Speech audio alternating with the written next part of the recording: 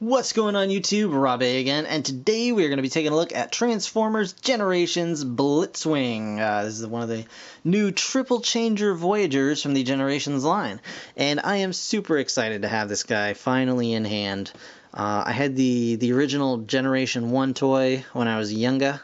Oh, I still have it, but yeah. Now, for those of you that don't know, Blitzwing is a triple changer, which means that he can turn into a robot, and a vehicle, and another vehicle. And it looks like this toy does all three of those things pretty successfully, which I am rather excited about. The original Blitzwing did a great job of actually turning into all three forms pretty convincingly, and that's quite a feat for, you know, the 80s back when it came out. But you can see we've got his stats here. His stats are kind of all over the place, which is decent because this character is kind of all over the place, as seen in his bio here. Within his heavily armored and highly destructive body, Blitzwing has the ice-cold mind of a master strategist. Sometimes. At other times, he is a boiling cauldron of rage, waiting for any excuse to unleash his firepower on the nearest target. And now and again, he is a chaotic whirlwind of bizarre behavior and intermittent bursts of plasma fire. His unpredictability makes him a poor soldier, but his raw firepower and unstable mind make him a useful tool for a commander as capable as Megatron. So yeah, that's Blitzwing. I guess they took his bio more from the animated version of this character. And that's cool. I liked that character. I thought it was pretty cool, because this guy didn't really have a lot of personality in the original cartoon. Now, I've heard horror stories about this guy's shoulders, you know, just being all kinds of jacked up out of the package and whatnot. And I can see right away that mine has like one shoulder that's kind of sunk in and one that's on top. And I don't know if that's indicative of a problem, but we will find out firsthand. And, you know, I'm a pretty handy guy. Hopefully I'll be able to figure out a solution. I'm sure there are solutions already out there. So I'm really looking forward to having this guy out. And I'm going to go ahead and do just that. I'll see you guys. Alright guys, here is Blitzwing. And I'm going to say this right out front, this is a flawed toy. But, that being said, this is also a very well done and very cool and very fun toy. It's certainly not perfect, but it is very enjoyable. So, as you can see, I'm starting with him in his tank mode, and it's a very nice tank mode. I was going to get my original Blitzwing out of storage to kind of show side by side, but I didn't have the time to get to storage today. I do apologize, but you know, you can kind of tell what's going on here. It's very nice tank mode. I'll show you a quick size comparison. There he is with a Viacon. So as you can see, he's a decent-sized tank. He rolls freely. The turret can spin around all the way. Very nice color scheme of sand and purple. A little bit of red striping down the sides there, or down the sides, I would say. Yeah, you can raise the there we go. You can raise the barrel of the tank as well, the cannon, and it does fire. You just squeeze the. There you go. You squeeze the barrel back, and she fires. And no comments about that, okay, please? It looks like it's spitting, and that makes that even worse. Anyway, so that is the tank. I'm going to try and keep this video reasonable, but it is going to be a bit longer because we are working with, you know, one more mode than we're used to, so there's going to be a whole lot more transformation going on. So yeah, that's his tank mode, and it's very nice. It's a very nice tank mode. It's got a little bit of hollowness at the back, but if you really wanted to, you could even fill that out with just by kind of opening up the robot feet and just kind of having it kind of, you know, spread or something. You know, whatever you wanted to do. There's definitely ways to kind of make that a little more full, but really, other than that, it looks good. I mean, it looks good from pretty much every angle, besides straight back. Even the front is, you know, nice looking. But yeah, so that's the tank mode. Now to turn it into jet mode, it's going to be fairly similar stuff going on here. We're just going to take the tools, the weapons off. And I'm going to try and remember how to do this. So we're going to unplug the treads from the sides. We're going to open up these the back fins, and this whole barrel is going to come up and down and just kind of sit down there for the moment. Now the front of the jet is going to come up and around and just lock into place there, like so. Okay.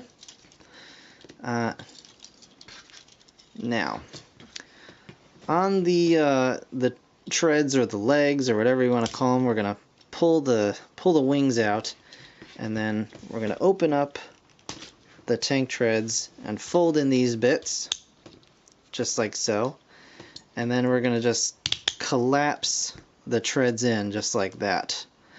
Now we're going to kind of keep this form for the feet and this back wing, and then we're going to just push all that in and just kind of lock it into position. And under here you can see there's a little slot. We're just going to put that tab right in there, and that's basically done on that side. So excellent, done over there. We're just going to come around, do the same thing over on this side.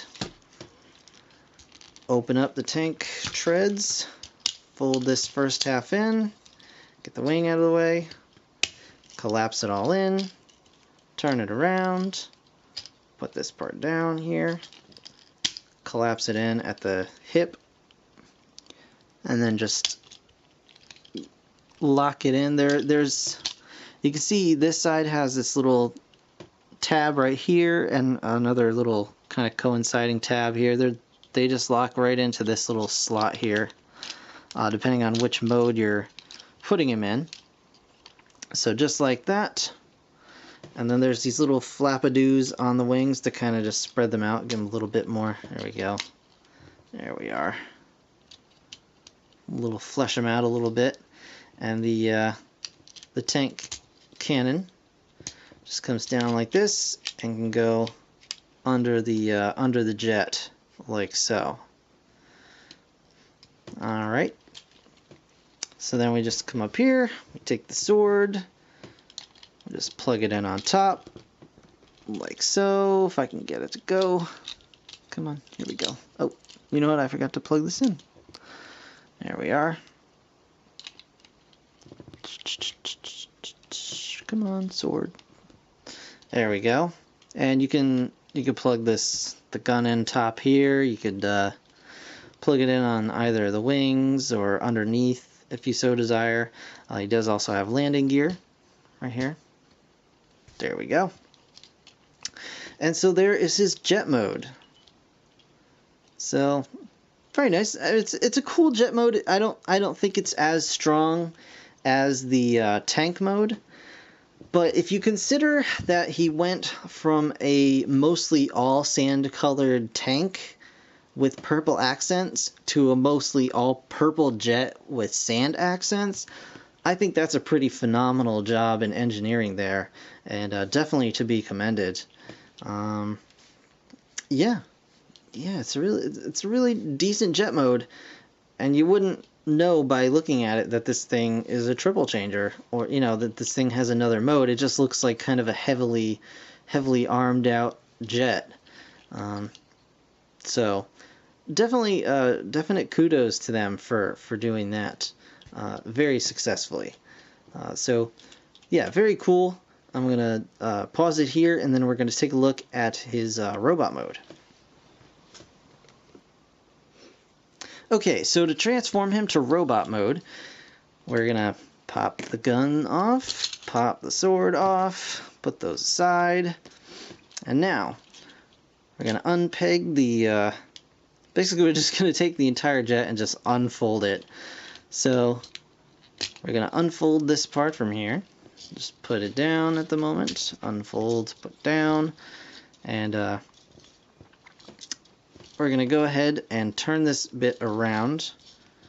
We're gonna pull this out a little bit, kind of just so it's just got enough room there, so that we can fold the wings in like so. Although there, just like that. So you want the wings sticking out a little bit at the back, because it's gonna just kind of fill out the back of his leg, and that's gonna look pretty cool. And then just kind of get the wing back there out of the way, however you like. Same thing on this side. Just pull it out enough to kind of have it just on an angle there a little bit. Then get the wing in.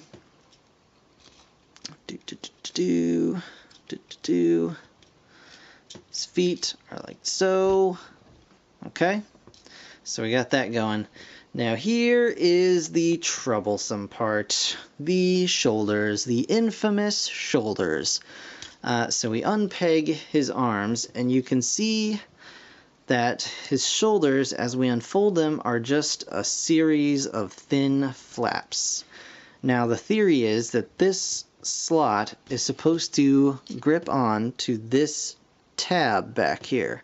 Unfortunately, it does not do that at all on just one side, and that's this side. It doesn't do it. On this side, I can put it down and just click, and it just stays right on there. It doesn't lock in place there, but it stays unless I try and lift his arm this way, and then it does not. That is super annoying. But we're gonna just pull the arm down this way, and then fold this bit up, and that becomes his arm. And you can fold the fin back or whatever you want to do with it. So that, and now it's not even attaching on this side. So I've looked online. There are fixes for this problem, and I will probably do one of them. I didn't do it before the review because I wanted to show you guys what he's like out of the package, like straight out. But I'll probably mod him and then maybe show that mod off in a later video. But this is really annoying. It would have been a lot nicer, since it's kind of on a flexible thing anyway, just to have like a peg here and just peg it into a hole in the back there, so it's got a little more friction. But this just doesn't hold on to anything.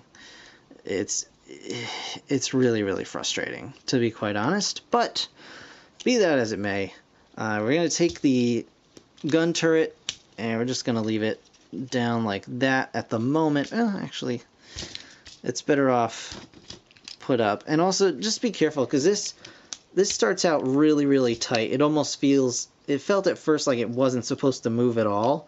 It's got these little divots that allow you to kind of lock it in position. And when you're first doing that, it can feel like it's going to break this stalk that it's on. So just be careful with it. It should be fine. I didn't have any problems, other than it was just really tight. And then we're going to take the front of the jet, just push it all up there like so. I'm going to move that back just a little bit. The nose cone is going to come back here. Just sit back there, and then we'll just put the gun barrel over it to kind of hold that down. And then his robot head, just pull up, and it should just stay in place like so. And here we have Blitzwing in robot mode. And yeah, aside from the derpy shoulders, his robot mode looks really nice. Like he holds really dynamic looking poses. You can get a lot of nice pose out of him. If it weren't for just those jackass shoulders. And I don't know what they were like. I honestly don't know how this toy made it to the final stage with those shoulders the way they are. I don't understand why they didn't just put a little bit more engineering into them, and they just let it out like this. But he's very poseable. He's, it's got swivel here. His arms can go up and down like so. He's got a bicep swivel. He's got an elbow swivel. His wrist swivels. His head turns around. He's got some nice leg motion going on here. He's got some cool knees going down. He's got ball jointed ankles. Yeah, very, very nice update to Blitzwing. It's just that, this infernal shoulder thing. But anyway, you can give him his sword, which is very cool. You can wield that sucker. You can put this little gun right in his hand and cause havoc with that. And as an homage to the animated show, he's got his G1-y face going on right here. But you can come up and just push on his face or on his nose, and you can switch up to, one of the faces from the animated show. So he's got this face, and you can also flip it up to, there we go, this face. Now on my figure at least, I had a real problem. I was unable to move his heads when I first got him out of the package. They would not budge. Like I was afraid I was going to shave his nose off if I pushed any harder. But what I ended up doing was you just pop his head off, and you can do it just by pushing back on it. It's just on a little, friction peg. But you'll see there's a little screw here. I just unscrewed that. These two tops of his head split apart, and all the faces are just on a rod that goes across the center of the head. So I just pulled all that off. The faces are each individual bits, all on this rod. And I just took them off, and it just turned out it was just paint that was on there, because the rod itself is painted yellow just like the rest of the head pieces.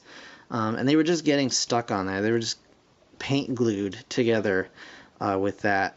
So all I did was take it off, shaved it down a little bit, and put them on, and now they move nice and free. So that is one change that I did do, just because I wanted to show you guys the faces, and I wasn't gonna, I wasn't going to not be able to do that just because I didn't want to modify him. So yeah. So honestly, other than the shoulders, this is a really nice toy. It's a really fun, really enjoyable one. It's not difficult to get him between the three modes. And he looks good in all three modes. And it's just such a pity that the shoulders are so annoying and so damning for this figure.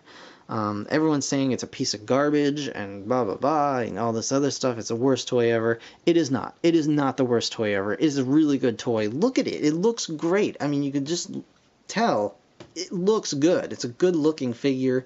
He's got nice posability. He's got all three of his modes look solid. It's just the shoulders are just stupid. Just stupid. But I'm going to try one of the mods for the shoulders, and if that works, then great. Then it'll be a wonderful, wonderful toy. I'm still going to go ahead and recommend him, because he is a lot of fun. The shoulders are annoying as heck, but he's still a fun toy, a decent toy, and well worth the $20 that I paid for him. I mean, he's big, too. I was very surprised.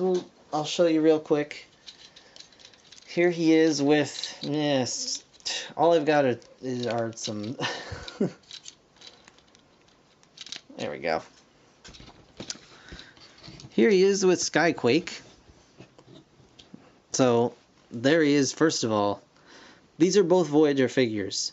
This one is substantially larger than this guy right here. I'll show you another real quick one. Here he is with Beast Hunter's Optimus.